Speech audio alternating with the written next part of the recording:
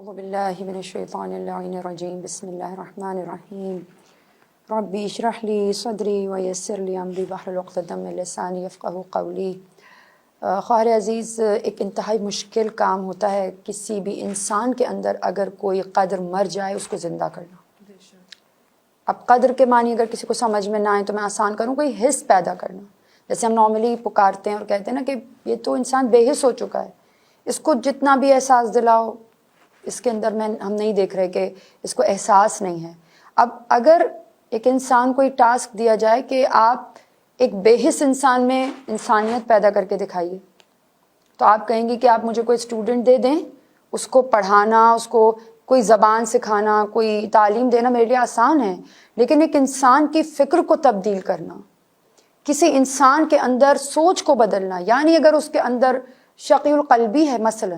کوئی سخت دل ہے، کسی پہ رحم نہیں کھاتا، اس کو رحم دل بنانے کا ٹاسک کسی کو دے دیا جائے، یہ کام ممبروں پہ تقریریں کرنے سے نہیں ہو سکتا، واعظ و نصیحت سے یہ کام نہیں ہو سکتا کہ کسی کے اندر سے مردہ قدر کو، یعنی اس کے اندر حس نہیں ہے وہ حس پیدا کرنا، اس کو انسانیت سکھانا، اس کو رحم دلی سکھانا، اس کو خوف خدا سکھانا۔ تو بیسیکلی چونکہ 61 ہجری میں جب واقع کربلا ہو رہا ہے تو سید الشہداء یہ دیکھ رہے تھے کہ پوری کی پوری امت محمدی ہی مردہ ہو چکی ہے، ظاہراً تو کھا رہے ہیں، پی رہے ہیں، سانس لے رہے ہیں، لیکن یہ اتنے مردہ ہیں کہ یزید جیسا فاسق و فاجر ان کا خلیفہ بنا کے بٹھا دیا گیا ہے، مگر ان کو کوئی احساس ہی نہیں ہو رہا، ان کو حس ہی نہیں ہے کہ کیا ہماری پستی کے یہ دن بھی ہمیں دیکھنے تھے کہ یزید جیسا بندروں سے کھیلنے والا شخص ہمارا خلیفہ بن جائے۔ اب یہ بتائے گا ہمیں کہ ہمیں زندگی کیسے گزارنی ہے۔ اگر آپ کو کسی کے اندر قدر زندہ کرنی ہو، حس پیدا کرنی ہو، تو اس کے لیے قربانیاں دینی پڑتی ہیں، خون دینا پڑتا ہے، اسارت یعنی اسیری سہنی پڑتی ہے۔ اس کے لیے کیا کرنا پڑتا ہے؟ اگر امت کو غلامی سے نجات دینی ہو تو خود اسیر ہونا پڑتا ہے۔ اگر امت آپ کو مردہ نظر آ رہی ہو، لوگ اب سید الشہداء کی بات کو ہم آج کی کربلا سے کیوں ریلیٹ نہ کریں؟ کلو یوم عاشورا اور کلو اروین کربلا۔ ایک مومن کے لیے تو ہر دن عاشورا ہوتا ہے، ہر زمین کربلا ہوتی ہے نا۔ تو آج کی کربلا جو سجائی ہوئی ہے، آج کا جو مقتل ہے، اس سے ہم کیوں ریلیٹ نہ کریں کہ جیسے سن 61 ہجری کے اندر سید الشہداء دیکھ رہے تھے کہ مدینے والوں کے، مکے والوں کے، کوفے والوں کے، تمام مسلمانوں کے ضمیر اتنے مردہ ہو گئے کہ ان میں کوئی حس باقی نہیں ہے، انہیں اپنی دین کی کوئی فکر ہی نہیں۔ یزید جیسا اگر ان کا حاکم بن جائے تو یہ اس کی بیعت کر رہے ہیں، اور جوانان جنت کا سردار آنکھوں کے سامنے موجود ہے، مگر کوئی یہ کہنے والا نہیں ہے کہ ہم اس ملعون کی بیعت کیوں کریں، ہم فرزند رسول آپ کو فالو کرنا چاہتے ہیں، آپ کو یہ رائٹ ہے کہ آپ اس جگہ پر، اس مقام پر ہوں، ہم آپ کی بیعت کریں گے۔ جب امام دیکھ رہے تھے کہ ان میں کوئی قدر زندہ نہیں رہی تو امام نے مدینے کو چھوڑا، کربلا میں آئے، اور جیسے کہ میں نے کہا کہ نقدار کو کس طرح زندہ کیا جانا تھا، آج اکثر بچے سوال کرتے ہیں ہم سے کہ کربلا میں امام معجز نما تھے تو معجزہ کیوں نہیں دکھایا؟ خواہر عزیز، امام کی مظلومیت پر ہمارا سلام ہو۔ اگر امام اور اہل بیت اطہار اپنی خداوند متعال کی جانب سے ملے ہوئے اختیارات کی وجہ سے جگہ جگہ قدم قدم پہ معجزات سے اپنے مصائب کو دور کر لیتے تو ان کی پستیوں کو کیسے ثابت کرتے دنیا کے سامنے؟ یہ تو بہت آسان تھا کہ امام جناب علی اصغر کے لیے دعا کرتے، آسمان سے پانی برس جاتا، جناب علی اصغر سیراب ہو جاتے، لیکن یہ کیسے پتہ چلتا کہ پسر سعد کتنا پست انسان ہے، اور ملا کتنا پست ہے کہ آج مسلمان ہی کے آنسو نہیں آتے،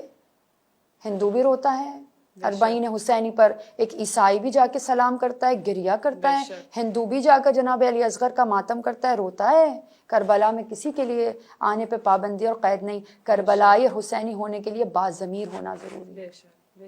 چاہے پھر اس کا تعلق اسلام سے ظاہراً نہ بھی ہو، لیکن جو بھی بے ضمیر ہوگا قیامت تک وہ اسی طرح مصائب کو واقعات کی طرح، کہانی سٹوری کی طرح سنتا رہے گا، اور اس کی آنکھ آپ کو نم نظر نہیں آئے گی۔ یہ جو سیدانیوں کا بازاروں میں آنا ہے، کیا میرے چوتھے امام کوئی معجزہ نہیں دکھا سکتے تھے؟ میں سمجھتی ہوں جناب زینب کی ایک بد دعا بالکل اس طرح جیسے انبیاء کے بد دعاؤں پر بستیوں کو خدا نے الٹا جناب زینب کی بد دعا پر پورا شام و کوفہ الٹ سکتا تھا، لیکن پھر ان ذلیلوں کی پستی کیسے قیامت تک رقم ہوتی کہ یہ کتنے پست تھے، یہ کتنے مردہ تھے، یہ کتنے غلام تھے. دیکھو اور لعنت بھیجو اور اس فلسفے کو سمجھو کہ آزادی کیا ہے اور غلامی کیا ہے. روز عاشورہ قاری عزیز، جب امام تنہا رہ گئے، جیسے کہ آپ نے سوال کیا امام نے کیسے حریت کو بتایا. روز عاشورہ پیاس کی شدت ہے، امام کا کوئی ناصر نہیں بچا، پھر بھی امام کی جو جذبہ ہے، جذبہ ایمانی، اس جذبے سے جنگ کرتے کرتے جب فرات تک پہنچے نا، تو اب فوج یزید کے حوصلے پست ہو گئے، کیونکہ ان کو لگ رہا تھا کہ 3 دن کی بھوک اور پیاس کے بعد، علی اکبر کا لاشا اٹھانے کے بعد، قاسم کے پامال ٹکڑوں کو اور عباس جیسے بھائی کو کھونے کے بعد، اب تو حسین میں ہمت ہی نہیں رہی ہوگی. لیکن اس کے باوجود جب دیکھا کہ امام نہر فرات تک آ گئے، تو ایک ملعون نے یہ آواز بلند کی، نعرہ بلند کیا. اس نے کہا کہ حسین کو تم اس طرح قابو نہیں کر سکتے، تم ہمت دیکھ رہے ہو، تم حوصلہ دیکھ رہے ہو. ایک لائن نے کہا کہ اگر حسین کو ہرانا ہے اور ان کو شکست دینی ہے تو ان کے خیام کا رخ کرو، ان کی عورتوں کی طرف چلو، ان کی عورتوں کو لوٹنے کے لیے خیام کا رخ کرو. امام زین پہ سوار تھے، امام کے کانوں میں جب یہ صدا آئی، امام نے زین پہ بیٹھے ہوئے آواز دی، اور جو جملہ تاریخ میں رقم ہے، تو امام نے کیا کہا اے شیعان آل ابو سفیان، اگر تمہارا کوئی دین نہیں ہے، اگر تمہارا کوئی مذہب نہیں ہے، اگر تمہارے دل میں قیامت کا کوئی بھی خوف نہیں ہے، تو کم از کم آزاد مرد تو رہو. سید الشہداء نے ان کو ان کی اوقات یاد دلائی اور ان کو جھنجھوڑا کہ تمہارا اگر کوئی دین نہیں بھی ہے تو کم از کم آزاد تو رہو. یعنی اپنے اسلام سے پہلے والے پہ ہی چلے جاؤ، وہاں اس والی اپنی ویلیوز کو یاد کر لو، تو تم میری ناموس کی طرف جانے کا نہیں سوچ سکتے. امام نے فرمایا کہ میں راہ خدا میں موت کو سعادت سمجھتا ہوں، اور میں ظالموں کے ساتھ زندگی بسر کرنے کو ذلت سمجھتا ہوں. تو شمر ملعون سن رہا تھا، تو اس نے کہا کہ اے فرزند فاطمہ، کیا کہنا چاہتے ہیں، کیا کہہ رہے ہو؟ آپ نے فرمایا کہ ہم مردوں کی ایک دوسرے سے جنگ ہے، یہ ان عورتوں کا تو کوئی قصور نہیں ہے، تم ان عورتوں کی طرف جانے کی بات کیوں کر رہے ہو؟